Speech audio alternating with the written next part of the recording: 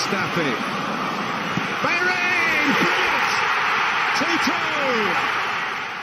Hector Bellerin, Hector Bellerin.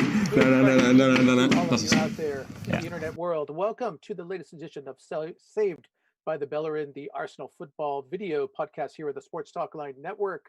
As always, I'm Raphael, joining you from the United States. My English cohort to my left, Sam. Welcome, Sam. Welcome back, Sam. Hello, mate. Hope everything is going well. Everything is going well. Of course, right below Sam is Ryan. Welcome, Ryan. Hello, mate. Glad to be back again. All right, let's get to it. A lot to discuss this week. Very, very strong Arsenal performance yesterday in Europa League. We'll get to that shortly. Obviously, the transfer window is barreling towards us. Lots of rumors, some familiar names, some new names perking up.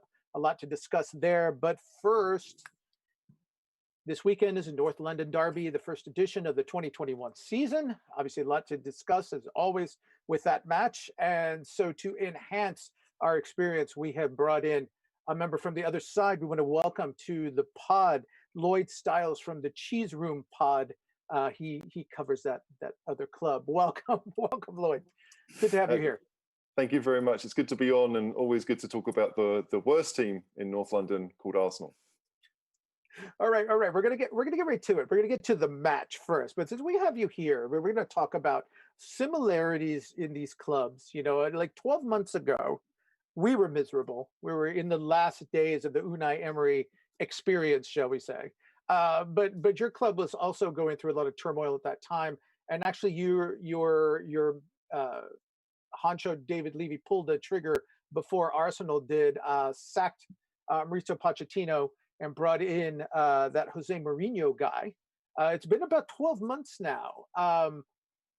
What does the Spurs fandom think of this now that you had a chance to get acquainted with Jose?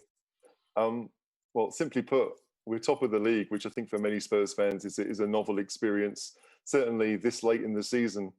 And I think that's it. It's all about results with Mourinho. We obviously saw some great results under Pochettino and some great football too, but the results had tailed off towards the end. We were somewhat fortunate to get to the Champions League final, but in the league, especially, we really weren't very good at all. And so when Mourinho came in, I think there was a lot of hope that maybe he would turn things around, maybe get us a bit more solid at the back, and I think that's happened. So as far as Spurs fans now, I think we're all pinching ourselves a little bit. But there's definitely an undercurrent of Spurs fans that are still a bit unsure about Mourinho, and they don't necessarily like how defensive we've been in certain games. But when it comes to results, I don't think you can argue with what he's done. All right. Ryan, you have one? Yeah, you must be quietly confident going into the game on Sunday with how both teams' results have gone and current form. I know form in North London derbies goes out the window, but still, you must be quietly confident with how Arsenal are playing recently. Yeah, from what I've seen about Arsenal, they don't tend to shoot very often, which certainly the style of football is different to what they were maybe used to for the last 20, 25 years, let's be honest. So I don't think any Spurs fans is ever comfortable going into any game, but if you were a betting man, you'd have to look at the form and think that maybe that Spurs are going to be a better side. Certainly they appear to be a better side, but yeah, as you said, in North London derbies, even with very few fans, you know that the Arsenal players are going to be up for it. You know that they're going to want to make life difficult. You took the lead when you played at the stadium last time around, and we were pretty fortunate to turn things around in that game. So you don't know, but it is a weird feeling to go into a game thinking that if we play well, we probably have a better team and in some cases better players too. Sam, you have a question? Yeah. For me, I've seen a lot in the news over the last couple of days with Mourinho saying that you've got quite a few first team members unavailable. Hugo Lloris being the latest, along with Harry Kane, Vinicius Jr., and I believe there's another couple as well. Do you believe these are mind games by Mourinho? Because as we all know, he's a master of mind games before big games. Or do you think this is a genuine concern for Spurs moving into the game?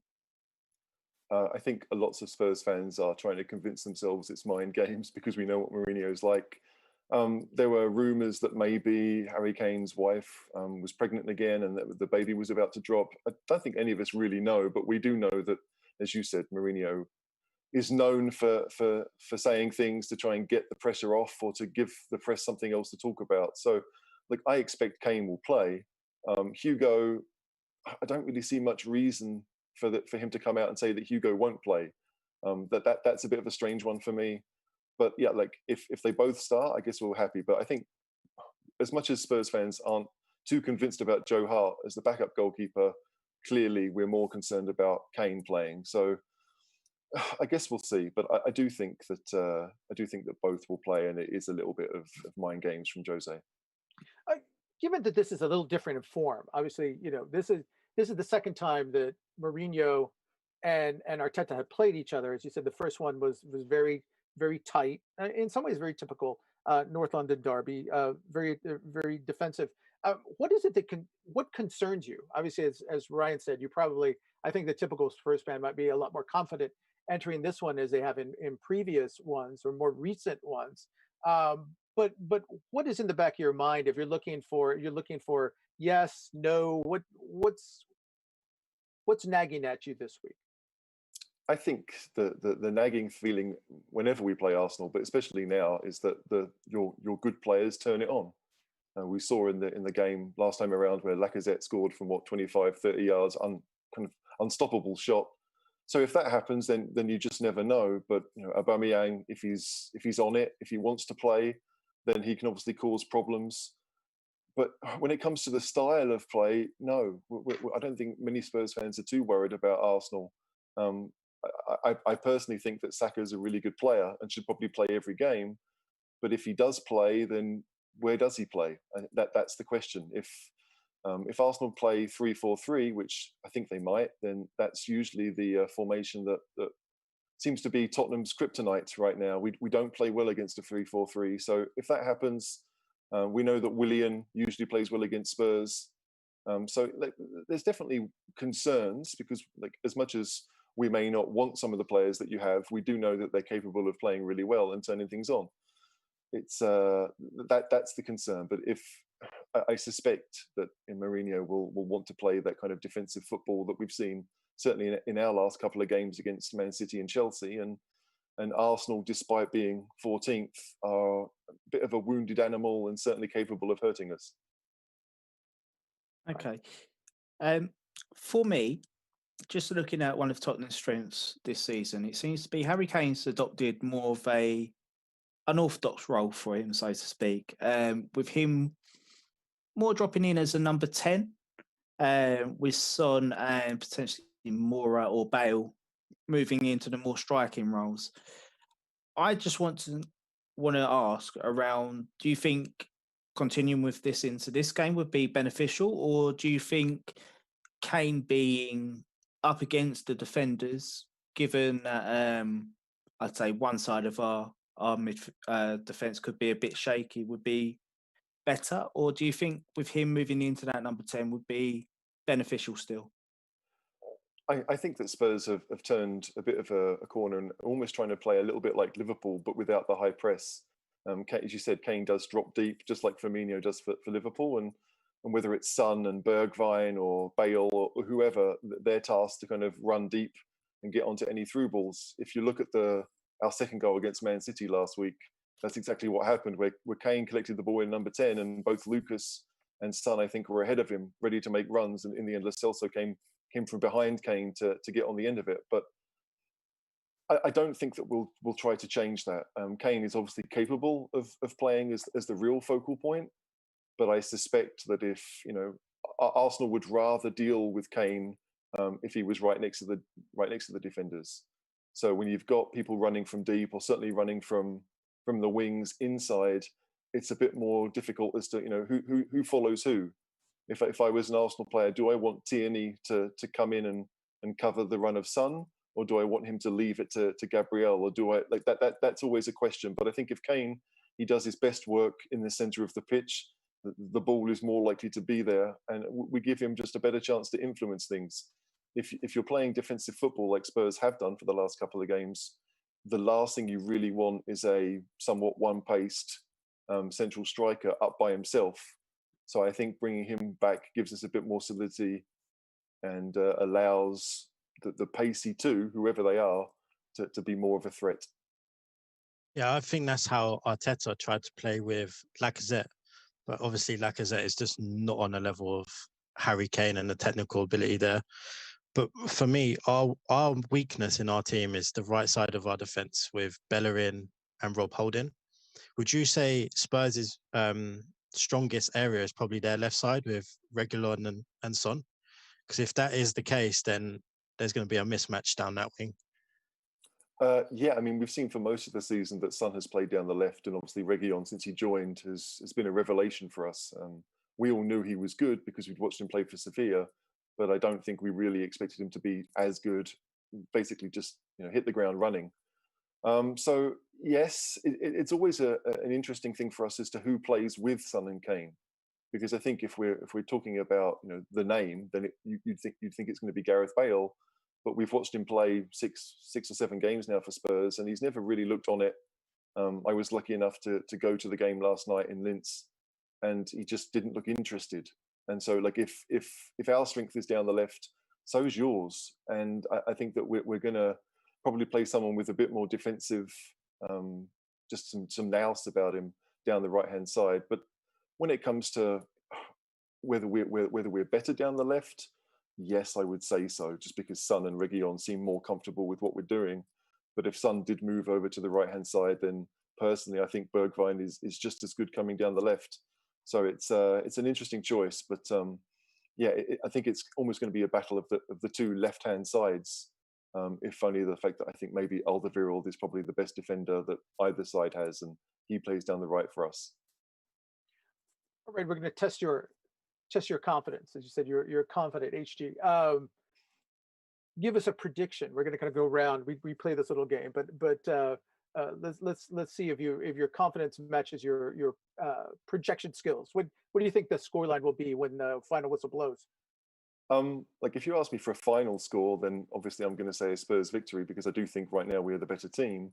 But even though we've conceded so few goals in the last few games, I always think Arsenal are good for a goal. So let's say 2-1 Spurs. It'll be tight, but it's going to be similar to the last game, whereas really we only got into it because of Arsenal's mistakes. And so if that's our game plan, is almost to take advantage of the mistakes that their opponents give us. And we've done that very well so far this season. So 2-1 Spurs. All right, Sam, let's go around. Let's see how confident or shaky everybody happens to be right now. What's your prediction? I'd like to say 2-1 Arsenal, but I am going to sit on the fence and say a 1-1 draw. Okay, Ryan. I'm enthusiastic about this game because I just know it's one of them games where we have to win to get our season going. So I'm going to say a 3-1 to Arsenal. I just got a gut feeling that Arsenal are just going to turn it on. All right, I'm going to pull one out of the hat. I was leaning towards a 1-1 draw myself, simply because so many of these prior to last year where Spurs snatched it late. So many of these we build up, and walk away with draws. There've been most of them the last 3 seasons or so have been draws. And I was going to say 1-1 as Sam did, but just to be novel, I'm going to reverse yours. I'm going to reverse yours, HG. I'm going to say 2-1 Arsenal. We've got some predictions in the chat. If all of you are watching, go ahead and feel free to throw yours in. Again, we want to welcome you. HG from the Cheese Room Pod covers Spurs. We want to thank you for your time and sharing your insight on the club with you. But before we let you go, tell us a little bit about that. You have a unique name. Where does that come from? So, I mean, I know that Arsenal went through this 15, 20 years ago, but Spurs built a new stadium. And one of the things that was supposed to be in the new stadium was the so-called cheese room, that was more of a modern take on the prawn sandwich brigade, the kind of high rollers that Daniel Levy wanted to attract to the new stadium. it never actually came to pass. But it was one of those things where I think a lot of Spurs fans were like, a cheese room? I mean, like, the game's gone. It's not a working man's game anymore, but we associate that with Spurs now. So we thought it was a different name and something that would be interesting that Spurs fans would get. And in the 2 and a bit years that we've been running the podcast, we've done really well. So it seems to be a name that resonates with Spurs fans and gets them interested. But yeah, it's all to do with the new stadium. All right. Well, again, HG, we thank you for joining us here on Saved by the Bellerin pod. And let's see what happens. Again, thank you so much.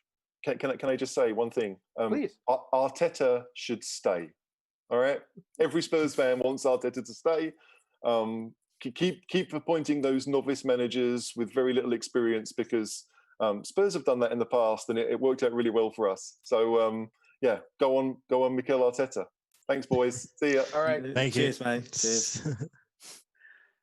Ooh, a little clip. That's what we expect. It's North London Derby week. All right. Yes, we would have thank you. All right, get a little banter. Get the shot in. We'll see who's laughing at the end of the season when we're third. All right. So as we said at the beginning of the pod, yesterday, Arsenal took the pitch at the Emirates. Different environment. First off, they were wearing this top. They were wearing the road top in their home ground.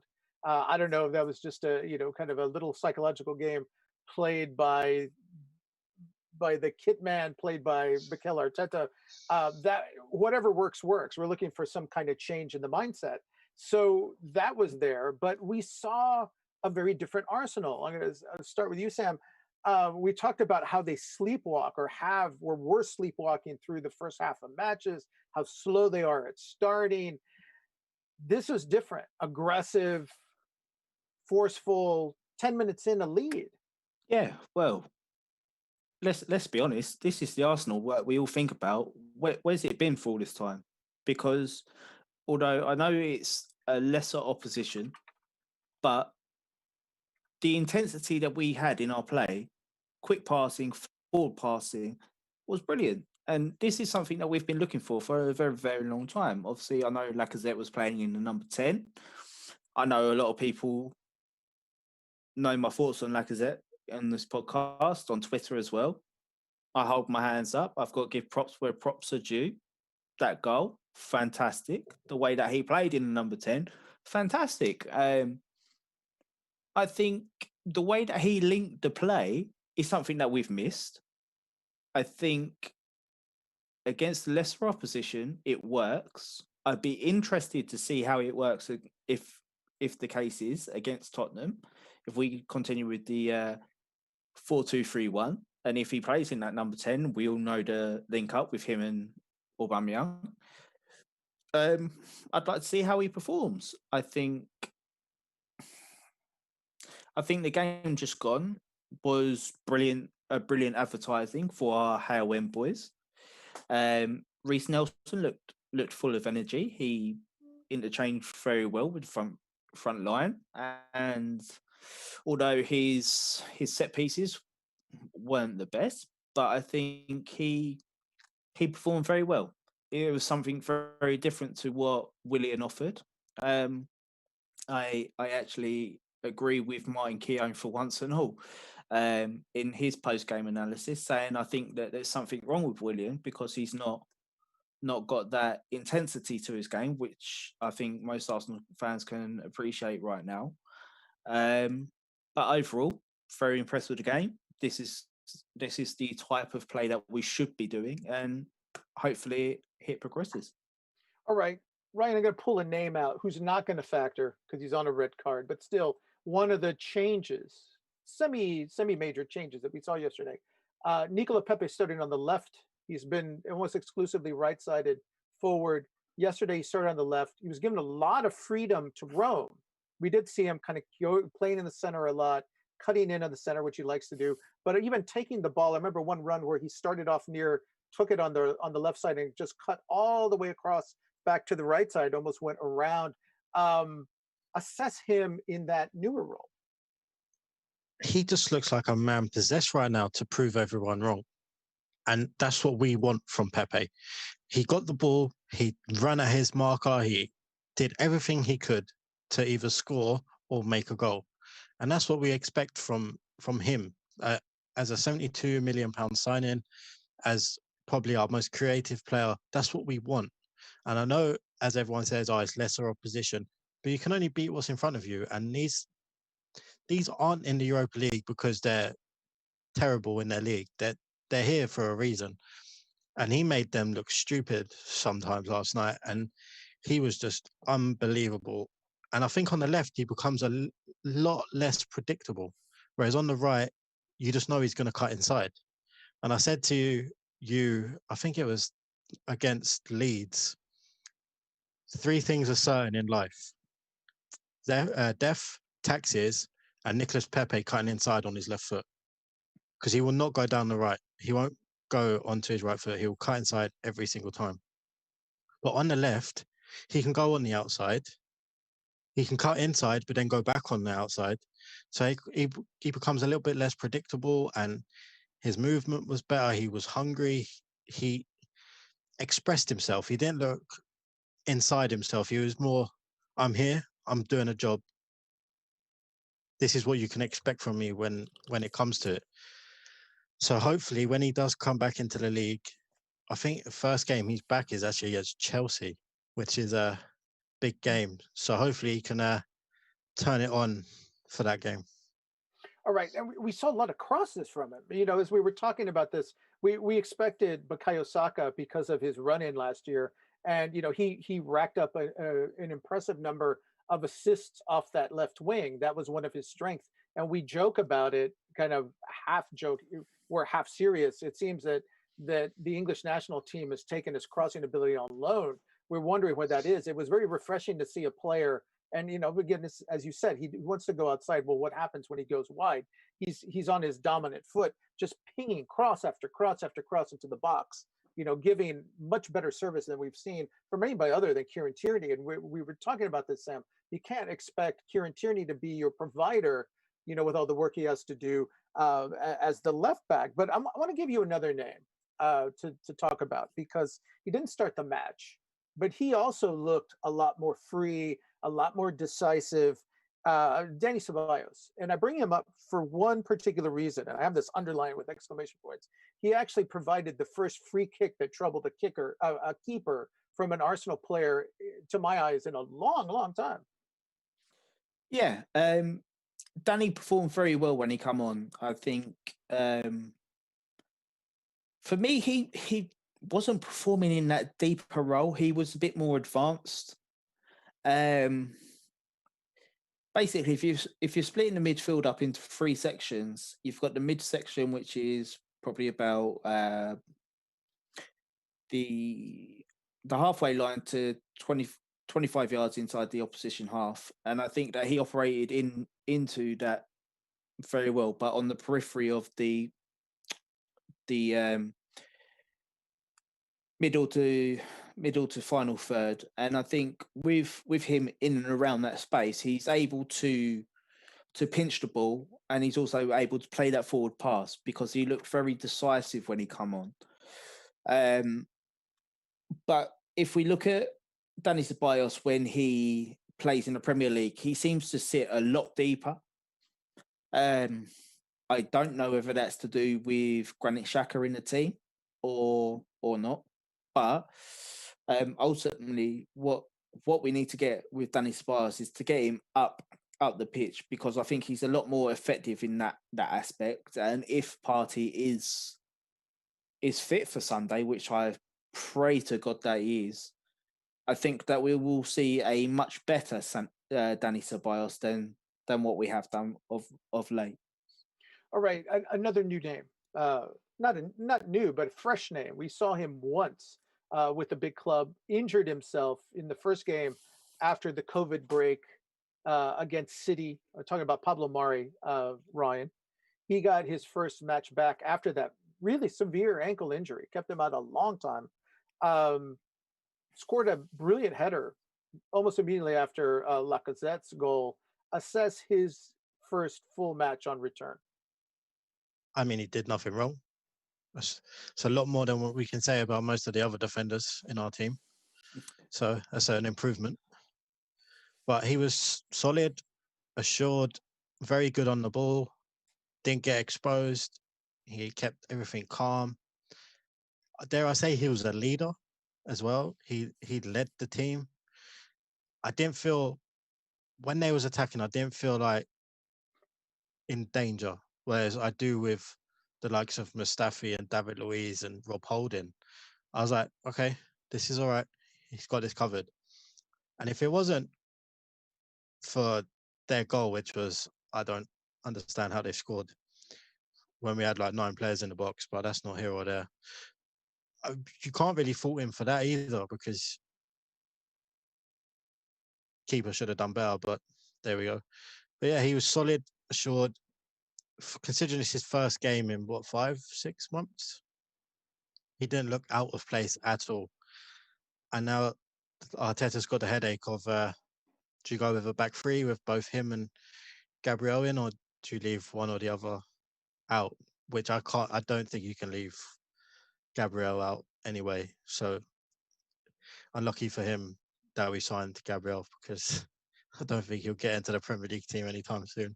Well, one thing that impressed me about him was that he was very composed with the ball at his feet. There were times where he was trying to come up the pitch, was looking to make a pass, didn't want to. What I liked about it, he wasn't looking to pass sideways. He was trying to pass forward, and if his initial read or his look wasn't there, that he didn't get flustered. He would bring it up. He would dribble around. Took his time. I was never fearful that he was going to get dispossessed in his own third. And eventually was moving the ball forward, which is something the team as a whole did a lot yesterday. But let's go back to Sam. Let's pick at Ryan's point. I think something, and I saw it discussed. I saw it being kicked around. People said, "Okay, we know Gabriel's their best center back. Where does Murray figure in? Is he fated to play behind him? They're both left-footed, so do you get tempted by the idea of playing both of them if you want to play with your best, or if you want to go to a back three? This seems like there's no room at the end for him, because the back three that Arteta was playing was Gabriel in the middle, Tierney on the left, and then I think Rob Holding on the right, or David Luiz on the right. So you can't really go with 3 left-footers across your back three. It seems like there's a numbers game. It seems something like the left side of Arsenal's defense, as you were saying at the beginning, seems much stronger, but the right side, even with Pablo Mari back, it's still imbalanced. I think for me, with Pablo Mari, he's a good backup to Gabriel. But if we're playing a 4 at the back, then I think that we have to go with Gabriel and David Luiz, because with David Luiz, he can use both feet and he can get out of tight spaces, and also give something different in terms of the long passes up to the pitch and that being accurate.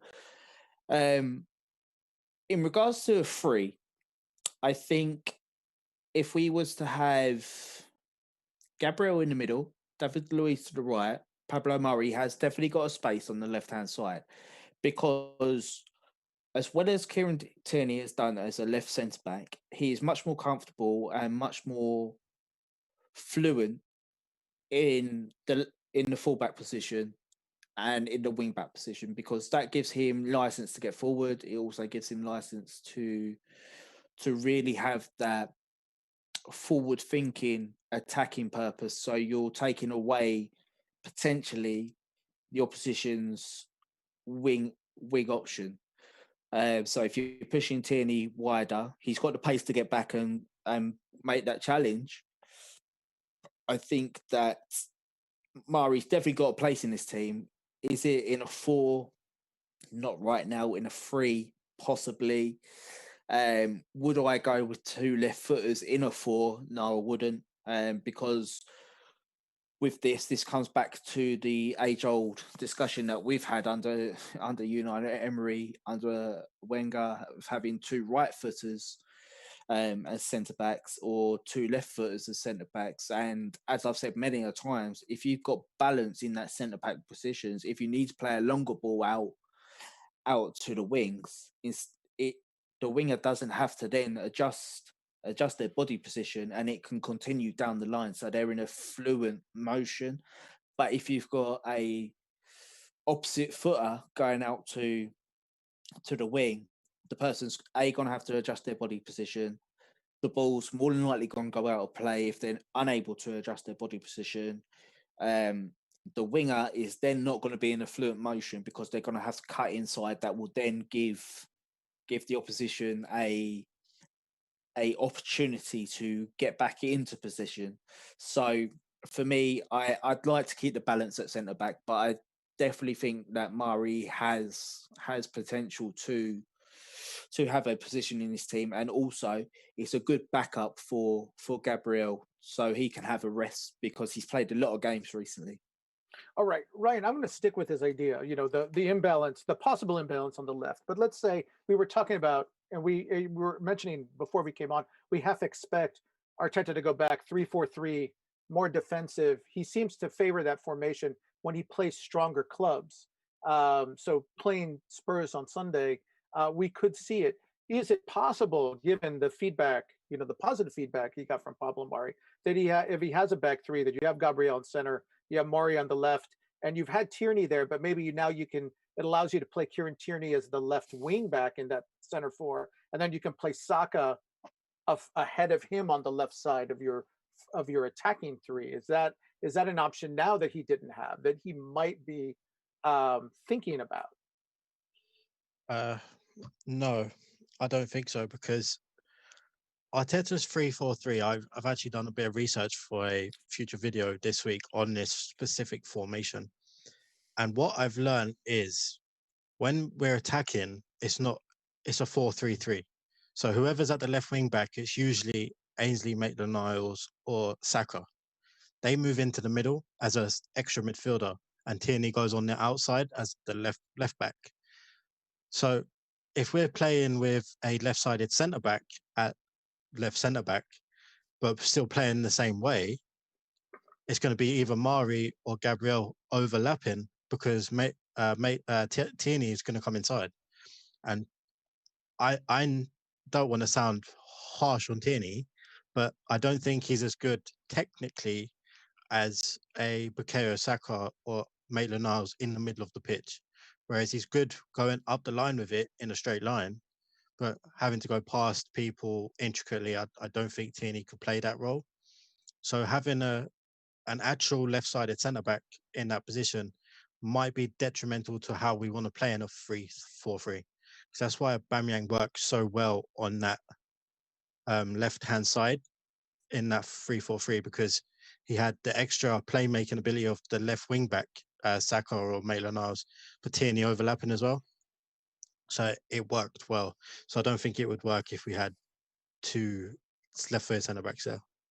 Okay, so you've just raised a very intriguing question. I'm going to go back to you, Sam, because I wrote the time and I wrote the date, 9:03 your time, December 4th, where you actually put your hands up and said, yes, I have something good to say about Lacazette. So, okay, we're assuming the 3-4-3 is coming back. And as Ryan explained, you want to keep Tierney, if you're playing that formation, as your left back in the back three because you want him in the attacking option, serving as the overlapping as the wing back.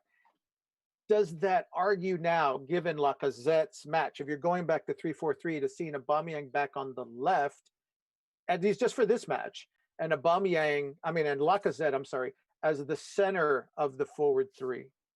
I knew this question was coming. I think my answer is not one off. Not a fucking chance, to be honest. For me, in a 3-4-3, Lacazette coming deeper, that pushes their centre backs into our midfield, and that actually pushes their back line further up. So we get congested in midfield, they get congested, they win the ball potentially higher up, and puts us under pressure a lot more. So for me, I think that Aubameyang has to stay central if we go back to a 3-4-3, because that way it stretches their back line, especially with Spurs. They haven't exactly got the quickest of back four. So if Aubameyang can can utilise his space in behind, then absolutely superb. And that will drop their defence a couple of yards. That'll give our back four a bit more time to, not back four, our midfield a bit more time on the ball. And it'll also give the overlappers a bit more time to get up. So, Lacazette for me, if we're going back to a 3-4-3, sorry, son, but you're back to the bench. Okay, fair enough. I just want Ryan? to play devil advocate here Okay. and counteract your point of this.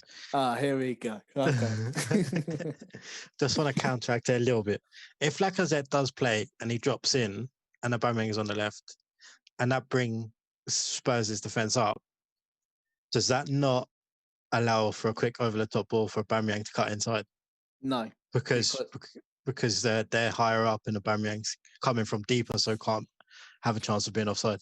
Well, I'd say theoretically, you know what? I'd say yes and no. I'd say in a theoretical world, I'd say yes, because you'd have Xhaka and Ceballos that would actually take responsibility of playing that long ball forward. But in reality, they're not taking responsibility right now. So in terms of what they'd do, they'd either go sideways or backwards. They wouldn't think to have that responsibility or take the risk of doing that forward ball. So for me, it'd be no right now. All right, so let's go back to the match because we're talking 3-4-3. I'm going to give each of you a chance, and Ryan, I'm going to come back to you, right? And the point HD raised at the beginning when he was guessing here, I think, is a valid one. Our Spurs are going to want to go down their left to Arsenal's right because that's where Rob Holding has been. You know, that's the weak spot there.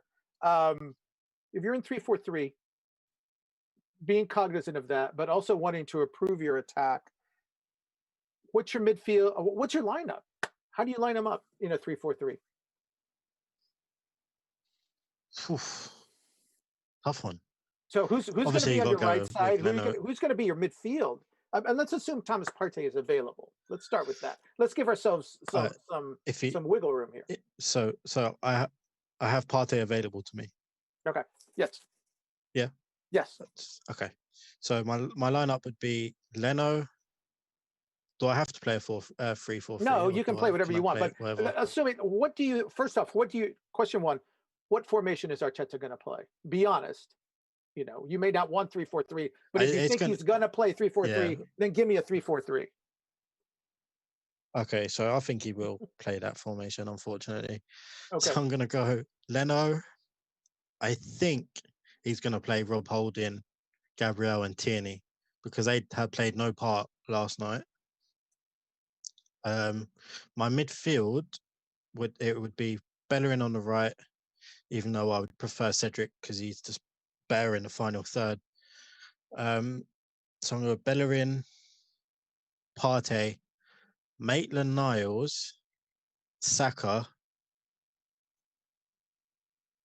Aubameyang, Lacazette, Nelson. That would be my 11. Sam, who's yours? In a 3-4-3. How would you line them up? I'll go a 4-2-3-1. I think I'll certainly go with Leno. I'd go with Bellerin.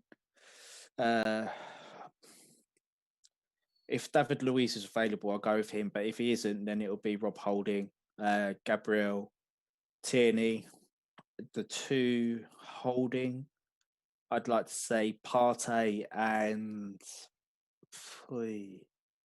I'd like to say Ainsley Maitland-Niles, but I suspect it'll be Ceballos. Left wing, I would go Saka as the number 10.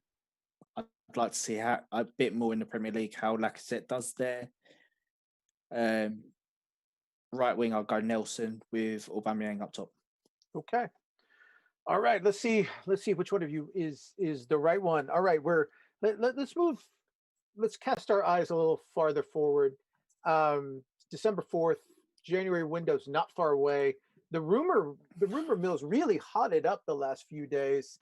Some intriguing hints that we were kicking around in our chat room, in our exclusive chat room. We're going to talk about the exclusive chat room for a moment as well, because I've got some nice little perk to show off here in a moment. But One of the topics was a certain or two certain midfielders. One who we were lusting after all through the August window, or maybe the October window. I mean, we'd be remiss. It was October 5th when the transfer window closed. That's Husamawar. But then the name of the young Hungarian Dominic Szoboszlai has come back up. Both of them, gentlemen. Szoboszlai, I want to start with you, Ryan. Had a very interesting tweet after yesterday's match. If people haven't seen it, or you want to share it, what did he do? So there's an Instagram account called 433, which is ironic because that's the formation we all want to play.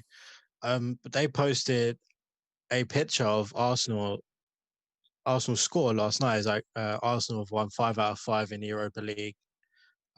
Gunners win this competition or something? Can the Gunners win this competition? And lo and behold, who liked the actual picture? Dominic Szoboszlai. So little hints. This is how Thomas Partey started. This is how Gabriel Magalhaes started. Willian started like this. They was all liking certain things on Instagram, on Twitter. So is it another way of showing what's to come? But Sam, Awar, more tweets, more smoke, shall we say? I don't know. We've seen the fire, but more smoke from Lyon about the fact that if Awar does not go in January, he will certainly go next summer. But that just feeds the rumor mill, does it not? Yeah, absolutely. And from what I've seen is that Leon have already started planning for Awar's exit. And this is the thing for me with him. I'd like to say that we're still interested and that we're still going for him. But going by a report, I know Sport Witness had it, is that he had everything agreed with Juventus in the summer, but due to Bernardeschi not wanting to move to Lyon, things fell apart. But if you think back to the summer, Juventus were mentioned, but it wasn't as much as what we were. And the reports saying that we're still keen, we're still on the case, and we are looking for that deal still. So it's something that I'd definitely keep my eye out on. I think potentially there's a bit more to come from this story. But thinking back to after the window, there was a story with Edu, I think it was the Athletic and Edu, giving props to his team and saying that they're still working and they're already planning for the next windows.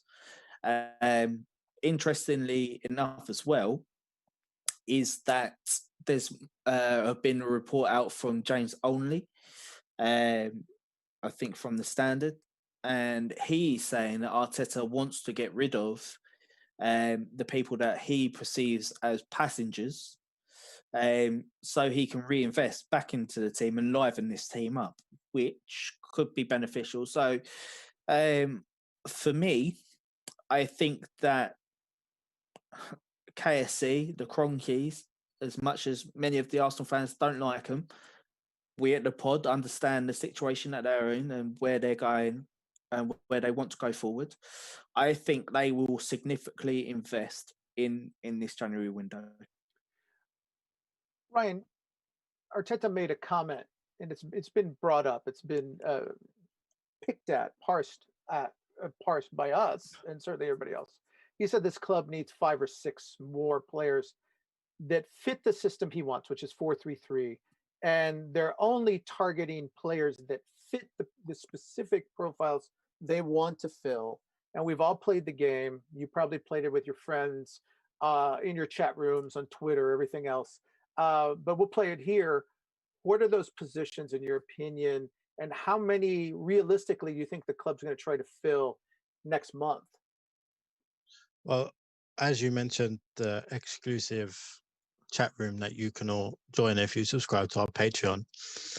I batted 5 names out. I said, we need these 5 players. This is the positions that we need. And then 2 days later, Arteta backs me up. So if Arteta ever needs an extra coach, I'll give you my number. I said a right back, which was Denzel Dumfries from PSV. I said a right centre back,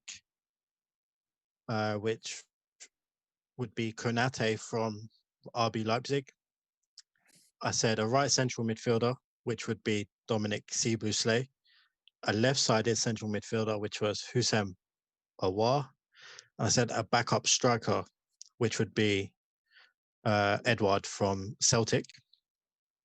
So they would be my 5 players. And if he's talking about 6, I'd go with a left winger as well. But I don't want to put a name on a left winger because I can't really think of any that I would want at Arsenal. And I know there's people on Twitter or on social media that would throw names at me like Wilfried Zaha, and I'm not about that life. Okay, Sam, take a shot at that. What are the spots? Who are your preferred? Who's on the Sam shortlist for January or the summer? Because he did also add to that. It's going to take at least 2 more windows. So yeah, I'd go for a right back. As Ryan said, Dumfries is a very interesting option. You've also got Youssef Attal. He could be an interesting right back for us, but from what I've seen, he's very attacking. If we're able to get the team to play to that, then fair play. But defensively, some question marks for me personally. The 2 centre midfielders, other than Partey, is a must. Obviously, the 2 names, Dominic Szoboszlai and Houssem Aouar, would come to mind. I'd also like to throw 2 other names that I'd like in our midfield, is Christopher Nkunku and also Sabitzer from RB Leipzig. Centre back is again another one, potentially because we're losing 3 centre backs in the summer. So Konate is my number 1 choice. I watched him the other day, and the geezer's an absolute mountain. He doesn't let people past him, and it gets my mouth salivating when I think him and Gabriel together in that centre of defence. Obviously, that will then enable Saliba to get potentially more than 6 months out on loan. I know that's not going to please a lot of people, but ultimately, given his circumstances this year, I think that he could potentially need a year away from Arsenal. When I say a year away from Arsenal, I say a year away from the consistent pressure and hype. I would also like 2 new wingers. 2? As Sure. I'd say 2, because obviously we're going to have Martinelli back for the left wing.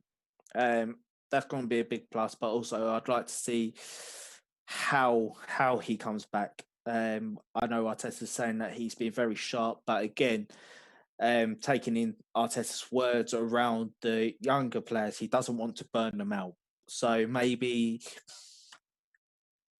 a winger of, I say at older stature, I'd say about 28 years old, not in the realms of a William realm. In the summer, if William doesn't pick up, I'd like us to actually be ruthless and sell him. Honestly would. Because we cannot afford to have a player that is half-assed and again being a passenger. Dependent on if we get these players in, I don't think that we need a striker, because obviously if we've got Lacazette and Aubameyang is going to be the primary striker, and I think that if we sell Lacazette, decision also needs to be made on Eddie Nketiah, because he's out of contract. Well, no, sorry, not out of contract. He's got a year left come the summer. So decision needs to be made on him and whether you are going to plump for him or Florian Bellerin. It's for me, it's one or the other. Also, thrown into the mix, you've got John Jules to come back as well. And you've got that Swedish guy in the academy. Moller as well, yes. So it depends on how you perceive where they are in the pecking order right now. So for me, it would be Aubameyang, sell Lacazette, sell Eddie. I would then have Balogun battling it out with John Jules because the two aren't similar in the way they play. I think John Jules is more of a complete player, but Balogun is the finisher of the two. And with Moller, I would like him to go out to a championship club to see how he does there for a consistent season. So in terms of striking, yes, I know you'd be taking a risk in the youth players, but I think that would be one that would be very beneficial because growing up through the youth ranks, they are the ones that have really stood out of our youth teams. All right. And you raise an interesting point. We talk so much in glowing terms, and you mentioned at the beginning that a lot of the youth players stood out yesterday. A lot of names we didn't talk about. We didn't talk about Bellerin. We didn't talk about Emile Smith-Rowe. But there's not enough time. But we'd be remiss if we didn't let you all go without one further reminder. We talked about the exclusive chat room that we have for our Patreon subscribers. A lot of excitement, a lot of great additions, a lot of great discourse in there. We want to remind you that, in addition to getting a chat with us and all of your new friends here from the pod, we still have, as this wonderful carrot, this signed, let me bring it up so it shows up, Kieran Tierney top. Let's see, it's kind of fading in the background. There you can see it. It's from the Arsenal store, signed top. I'm going to pull it out so you can see it's. I'm not just holding up a box. Certificate of authenticity is in there, but here it is. And I'm going to put it up. You can see there's the gentleman's signature. This is a signed Kieran Tierney top. We've been hyping it on our Say by the Bellerin Twitter feed for quite some time. The drawing for this is only 9 days away. So for a very modest investment, you could take this home for Christmas. And what a gift that would be under your tree. We were happy to ship the box certificate. I can't even speak anymore. Certificate of authenticity. And of course, the signed top to you to frame on your wall, to display, to show off to your friends. It's a wonderful treat from us to all of our wonderful followers, listeners, subscribers. But you got to subscribe to have a chance. And the numbers are still very much in your favor. You're not going to find better odds for finding something like that sells for £300 through the Arsenal store. So again, go to the Stay by the Bellerin Twitter. Look, you can find the link there. Our Patreon link, I think we're displaying it here underneath me on the crawl. So look for that. But again, been a busy pod today.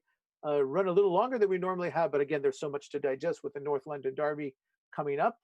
We want to thank HG from the Cheese Room Pod for joining us to talk about the Tottenham side of things, and of course to my pod cohorts. Again, thank you for another pod, and to all of you out there for following on this Friday evening. A little atypical. We're normally on Tuesday, but we thank you for joining us on the Friday. We hope to be back Tuesday with great news on the North London Derby. So for now, I'm Raphael. He's Sam. He's Ryan. I want to bid you a good night.